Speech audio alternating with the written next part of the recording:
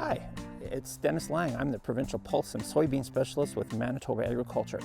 Today I'd like to talk to you a little bit about post-emergent rolling of soybeans and some of the considerations. A lot of growers would consider rolling their soybeans right after seeding time.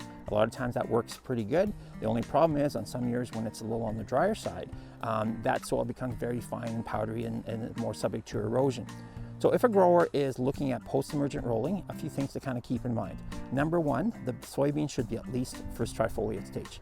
That way you're past the hook stage and reduce the amount of damage that you have to the beans. Second of all, you have to be 25 degrees Celsius or warmer. 20 degrees isn't going to cut it. You're going to have more stem breakage. Thirdly, when you make that first pass, you got to go and check to see how much damage you're actually creating. If those plants are being just bent over, they'll bounce back and you're fine. If the plants are being snapped, especially if it's below the cotyledons, there is no chance for regrowth. If they're snapped just above the cotyledons, there will be some regrowth from the axillary buds. The only thing is it does set that plant back. So keep those things in mind when you're doing post-emergent rolling. Temperature is a really big factor.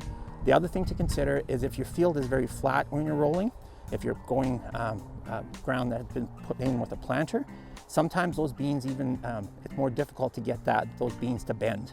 The roller goes right over top of the soybeans and the soil, and sometimes there's a bit more snapping there, but that's where the temperature becomes a bigger factor. Whereas if the field has like ridges and or heavy trash, that heavy trash actually helps protect the beans when the roller is rolling over top.